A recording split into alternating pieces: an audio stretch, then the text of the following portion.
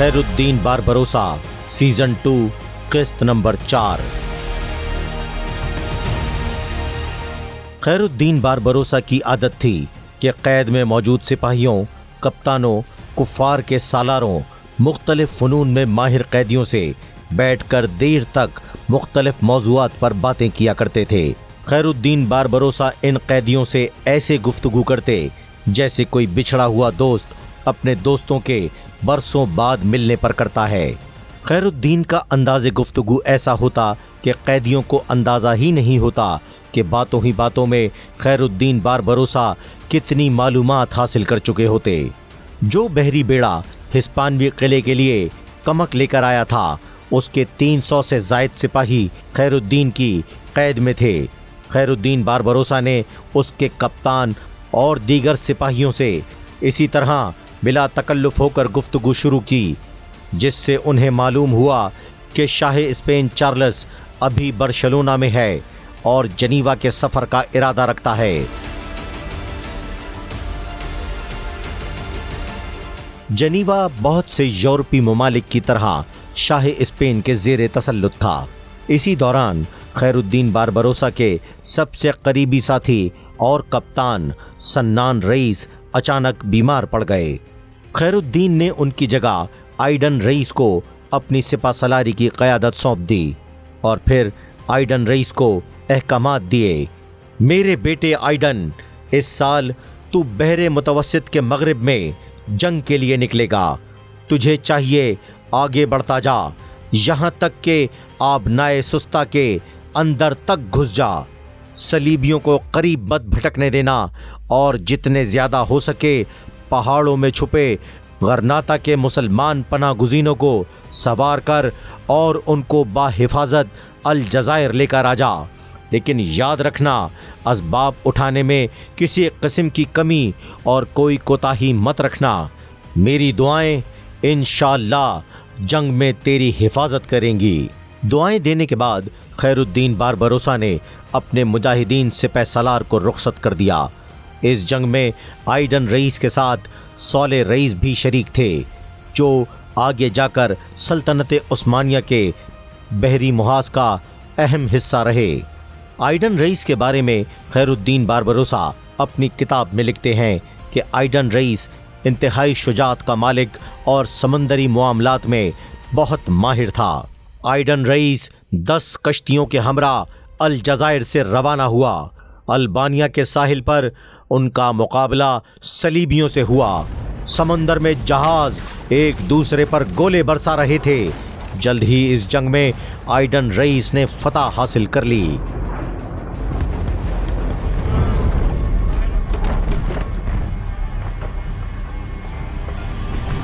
जंग में मिलने वाले 5 जहाज़ों में तुर्क जहाज रानों को सवार करके अलजज़ायर भेज दिया गया।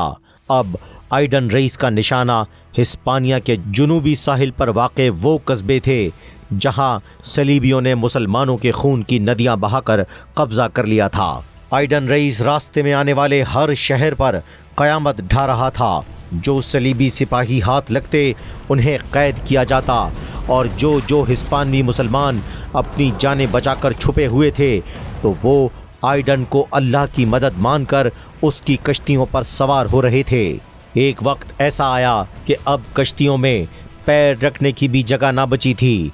स्पेन से मुसलमान मुहाजिरीन जो इन कश्तियों पर सवार हुए थे, उनमें बड़ी तादाद औरतों और मासूम बच्चों की थी। आइडन रईस अब इन हज़ारों की तादाद में आने वाले मुजाहिदीन के हमरा अलजज़ायर की जानिब वापस लौट रहा था। हिस्पानवी बादशाह चार्ल्स को जब ये खबर लगी कि आइडन रईस हिस्पानिया के बहुत से शहरों और कस्बों पर तबाही फैलाने के बाद अब हज़ारों की तादाद में स्पेन के मुसलमान मुहाजिरीन को लेकर अलजज़ायर जा रहा है, तो उसने अपने सबसे ख़ास एडमिरल पोर्टोंडो को हुक्म दिया कि आइडन रईस को रोके। कामयाबी की सूरत में बेतहाशा इनाम का ऐलान भी किया। पोर्टोंडो इंतहाई सफ़ाक जालिम एडमिरल था, जिसने हिस्पानवी मुसलमानों पर जुल्म के पहाड़ तोड़ रखे थे। पोर्टोंडो अपने देव हैकल बहरी बेड़े को लेकर आइडन रईस के ताक़ुब में निकला।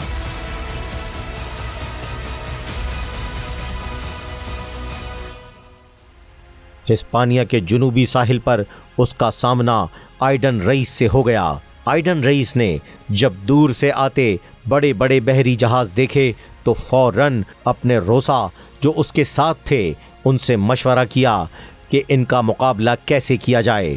جنگ میں سب سے ماہر صالح رئیس، جن کے بارے میں مشہور تھا کہ وہ ناگہانی جارحانہ حملوں کے ماہر تھے، وہ بھیڑیے کی مانند دشمن پر حملہ کرتے تھے۔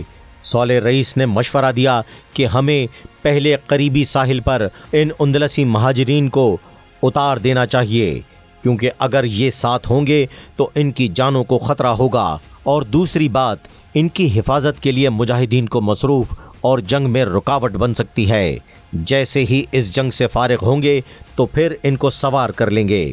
مشورے پر سب نے اتفاق کیا، لیکن جب ان مسلمان مہاجرین کو اس بات کی خبر ہوئی کہ انہیں کشتیوں سے اتارا جائے تو وہ رونے اور چیخنے لگے کہ ہمیں مت اتارو۔ آئیڈن رئیس نے انہیں یقین دلایا کہ جنگ میں انشاءاللہ فتح یاب ہوتے ہی سب کو سوار کر لیا جائے گا، لیکن ظلم و ستم کا شکار ہسپانوی مہاجرین، عورتیں اور بچے خوف کی وجہ سے یہ بات ماننے کو تیار ہی نہ تھے۔ بڑی مشکل سے ان کو ساحل پر اتارا گیا۔ پروٹونڈو پہلے تو یہ سمجھا کہ یہ مسلمان اسے دیکھ کر بھاگ رہے ہیں، اور وہ اپنی کشتیوں کے ہمراہ مسلمانوں کا تیزی سے تعقب کرنے لگا۔ اتنے میں آئیڈن رئیس اور صالح رئیس مہاجرین کو اتار کر پلٹ چکے تھے۔ صلیبیوں اور مسلمانوں کی کشتیاں ایک دوسرے کے بہت قریب آ چکی تھیں۔ آئیڈن رئیس اور صالح رئیس نے انتہائی برق رفتاری کا مظاہرہ کیا اور اچانک اتنے تیز حملے صلیبیوں پر شروع کر دیے کہ وہ پریشان ہو گئے۔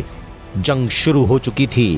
ساحل پر کھڑے مسلمان مہاجرین کی آگ اور خون کا منظر دور سے دیکھ رہے تھے۔ صالح رئیس اور آئیڈن رئیس کی قیادت میں مجاہدین اسلام دشمن پر بری طرح جھپٹ رہے تھے، اور پھر جلد ہی اس جنگ کا اختتام ہوا۔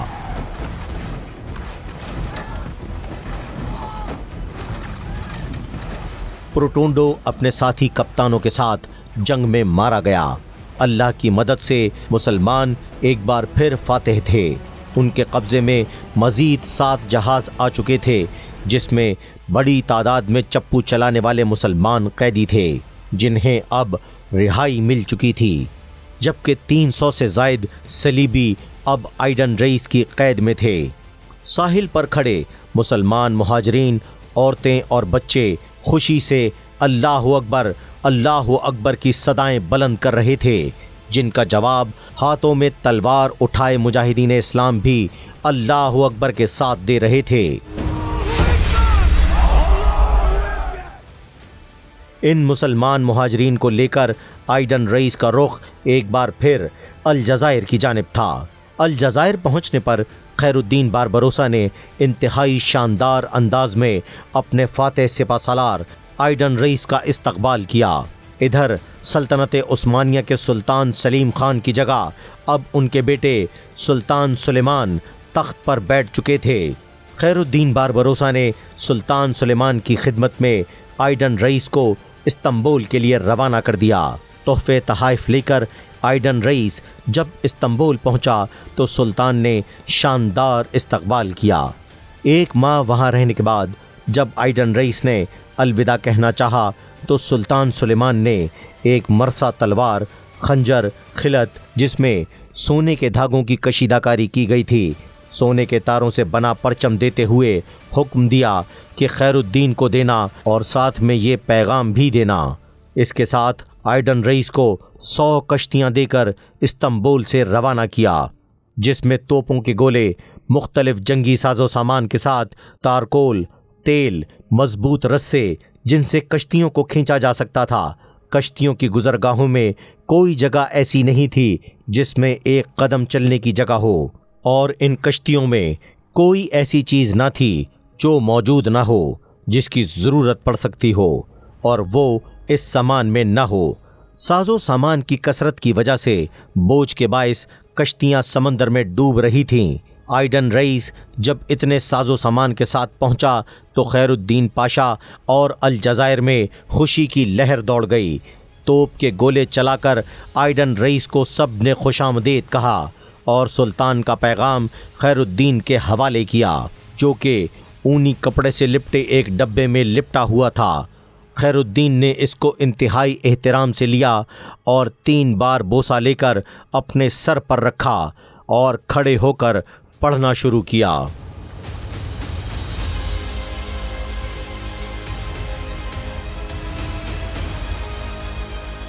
الجزائر کے بیلر بائی خیر الدین پاشا، ہم تک تمہاری خبریں پہنچی ہیں، ہمارے علم میں تمہارے سب احوال آئے ہیں۔ میں دعا کرتا ہوں کہ اللہ تیرے اور تیرے ان مجاہد بھائیوں کی نصرت فرمائے، دنیائے آخرت میں تمہارے چہرے روشن رکھے۔ میں نے تمہاری جانب جنگی ساز و سامان بھیجا ہے تاکہ تم ہمارے دشمنوں ہسپانوی کفار کے خلاف جنگ کر سکو۔ خیر الدین، آج کے بعد تم ان کفاروں کو لمحے بھر بھی چین نہ لینے دینا۔ میرا بھیجا گیا نشان اپنے امامے میں لگاؤ، میرا پرچم اپنی کشتی کے سب سے بلند بادبان پر نصب کرو، جبکہ میرا سفید پرچم جس پر سونے کی کشیدہ کاری کی گئی ہے اس کو ایسی جگہ پر نصب کرو جو تمہاری شرف و عزت کا اظہار ہو، اور کبھی اس کو سرنگوں نہ ہونے دینا۔